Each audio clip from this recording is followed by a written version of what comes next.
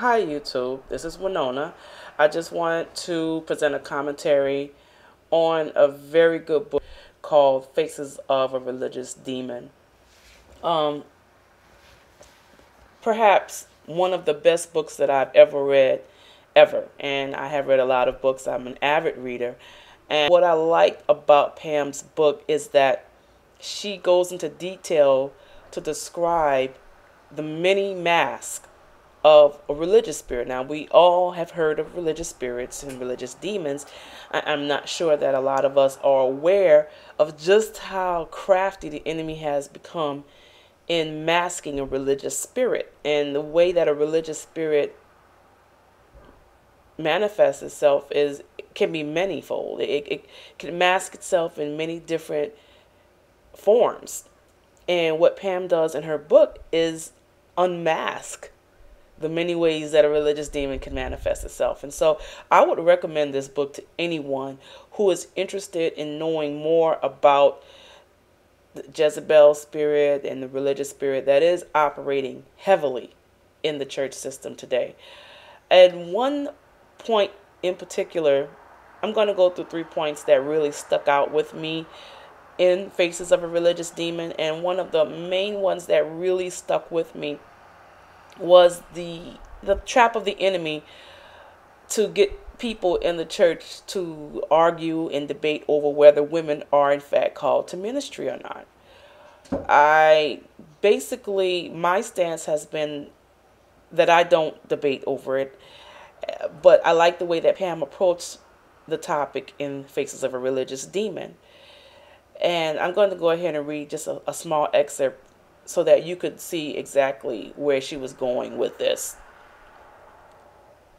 The bondage that the religious demon has imposed upon the issue of women in ministry is typically anti-Christ in nature. Yet people with sound minds and a modicum of common sense believe that Jesus would eliminate from ministry an entire gender of people who literally fill up the churches today. Once Jesus called me and I answered, the Lord referred to me as a frontline warrior. And so since the battle we fight is not carnal, it is not flesh, then it really does not matter the nature of the flesh. That which is flesh, that which is spirit is spirit. Since the battle is of the spirit, then we must enter into battle, not knowing each other after the flesh. I myself do not preach as a woman. I minister as a spirit who happens to be clothed in a female body.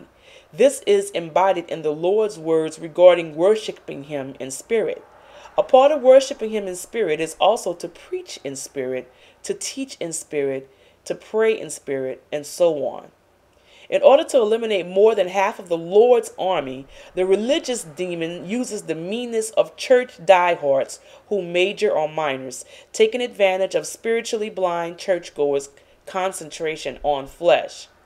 What we don't seem to understand is that the Lord has had His reasons for restraining people until the time is right.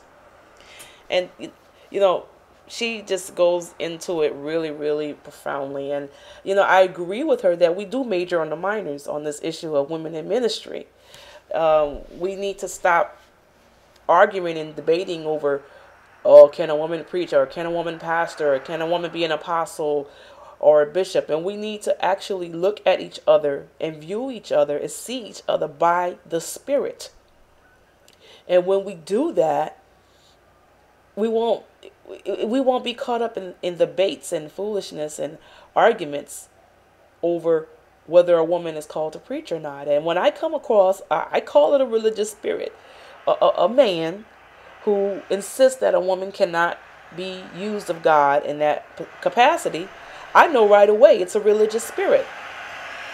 And I'm sorry about the truck.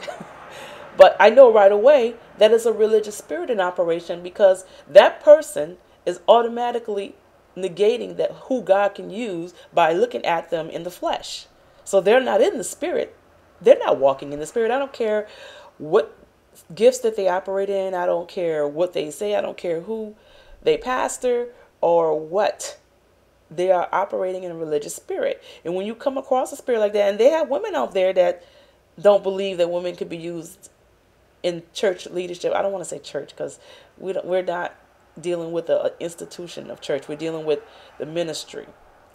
When you come across a woman that talks about other women in ministry, that woman has been infiltrated and brainwashed literally by a religious spirit. And so I would recommend Faces of a Religious Demon to anyone who wants to find out more about how a religious spirit masks itself and hides itself and cloaks itself in the church system and even in ministry today.